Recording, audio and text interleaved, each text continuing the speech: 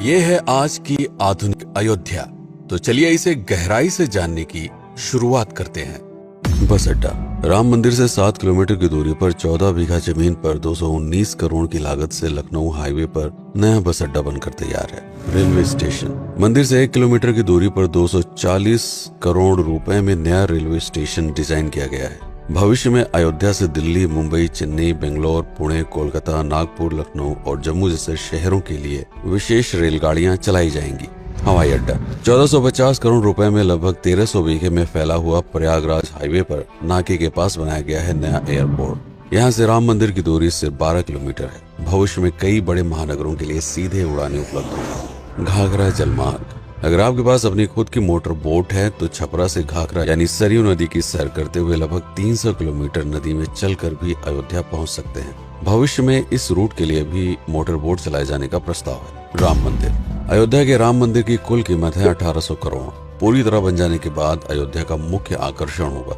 राजस्थान के मशहूर मकराना के पत्थरों से आकार लेते इस मंदिर की अनुमानित उम्र होगी लगभग 1000 साल। 22 जनवरी को पहली मंजिल का उद्घाटन होगा, जिसमें राम की बाल्यावस्था की मूर्ति रखी जाएगी। बाकी की 2 मंजिलों का कार्य चलता रहेगा। खजुराहो के मंदिरों की नागर शैली के आधार पर इसे तराशा जा रहा है। मंदिर का कुल क्षेत्रफल 156 एकड़ या 251 बीघा है।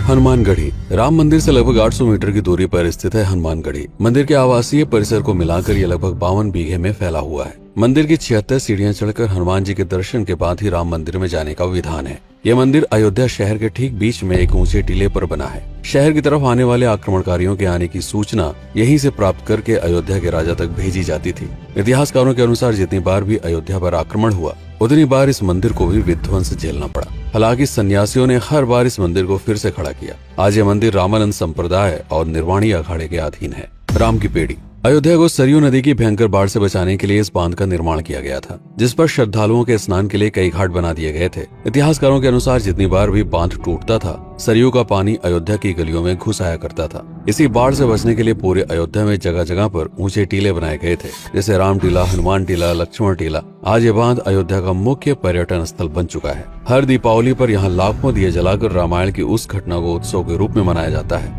जब श्री राम अयोध्या वापस लौटे थे। अयोध्या के कई बार उजड़ने के पीछे एक कारण इस नदी को भी माना जाता है। हालांकि इसी नदी की वजह से यहाँ पर गन्ने की खेती बड़े स्तर पर की जाती है।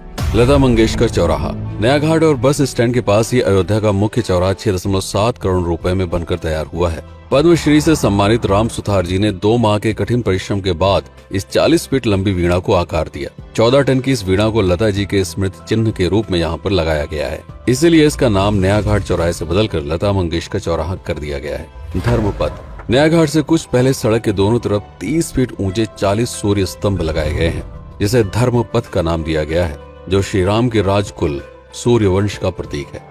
दशरथ समाधि स्थल। नए बस अड्डे के बगल से एक पतली रोड कछार से आगे बढ़ते हुए लगभग 12 किलोमीटर दूर ले आती है दशरथ समाधि स्थल, जो बिलहर घाट पर मौजूद है, जिसके बारे में मान्यता है कि यहाँ पर राजा दशरथ का दाह संस्कार हुआ था। राम मंदिर के साथ ही इस जगह को भी पर्यटन स्थल के रूप में विकसित किए जाने की योजना पर कार्य चल रहा है। भरत कुंड। अयोध्या से 15 किलोमीटर दूर है नंदीग्राम। यहाँ मौजूद तालाब को भरत कुंड कहते हैं। मान्यता है कि इसी जगह से भरत ने पूरे अयोध्या का राज कार्य संचालित किया था। पर्यटकों के लिए इस स्थान को भी विकसित किया जाएगा। गुप्तार घाट। राम की बेड़ी से सरयू नदी के किनारे चलते हुए 10 किलोमीटर दूर स्थित है गुप्तार घाट। ये कैंट एरिया में पड़ता है। इस जगह को श्री राम के जल समाधि के रूप में महत्व दिया जाता है। इसके अलावा अयोध्या नगर में हर गली में कई विशेष मंदिर हैं, जिनकी अपनी मान्यताएं हैं, कथाएं हैं, विशेषताएं हैं। पूरी तरह से विकसित हो जाने के बाद नई अयोध्या को पूरी तरह से जानने के लिए, इसका आनंद लेने के लिए कम से कम 3 दिनों तक यहाँ रुकने की आवश्यकता है। देश विदेश से ज्यादातर पर्यटक भारत आते हैं उत्तर प्रदेश में आगरे का ताजमहल देखने और प्राचीन नगर काशी और सारनाथ घूमने। प्रश्न ये है कि अयोध्या घूमने और श्री राम का मंदिर देखने के लिए भला विदेशी क्यों आएंगे?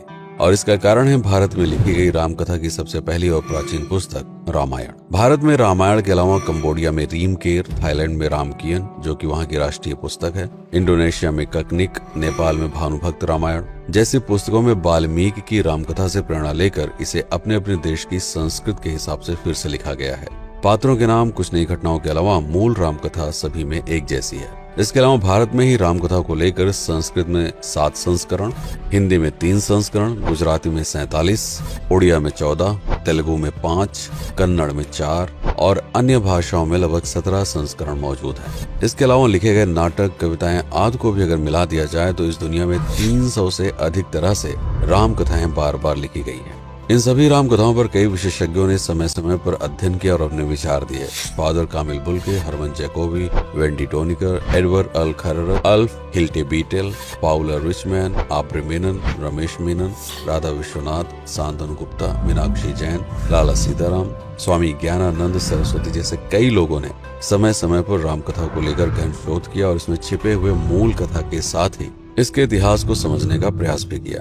राम कथा थी कौशल प्रदेश के द्वारा किष्किंधा और लंका पर विजय प्राप्त करने की पहली बार एक अखंड भारत के निर्माण की। रामायण महत्वपूर्ण इसलिए हो जाता है क्योंकि ये अखंड भारत युद्ध से अधिक व्यक्ति के आदर्शों, सूझबूझ, मित्रता जैसे गुणों से स्थापित हुआ। रामायण एक ऐसा डॉक्यूमेंट है जो ये समझाता है कि भारत पहली बार एक कैसे हुआ। इसलिए ये गाथा न तो कभी भुलाई जा सकती है और न ही कभी मिटाई जा सकती है। और आज की अयोध्या उसे अखंड भारत का एक प्रतीक है, अपनी संपन्नता के कारण जिसने समय समय पर बाहरी आक्रमणकारियों का भी सामना किया। अयोध्या की इसी संपन्नता ने यहाँ पर मुगलों को भी आकर्षित किया। महात्मा बुद्ध भी यहाँ पर रुके, सिखों के गुरु साहब भी आए और जैन धर्म के तीर्थंकर भी। सिर्फ आए ही नहीं बल्कि उनके अनुयायी यहीं पर बसते चले गए।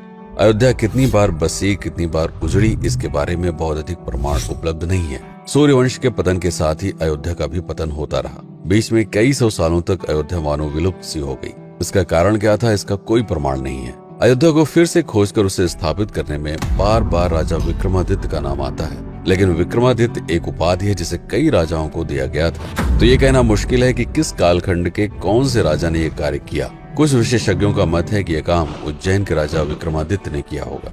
नंद वंश, मौर्य वंश,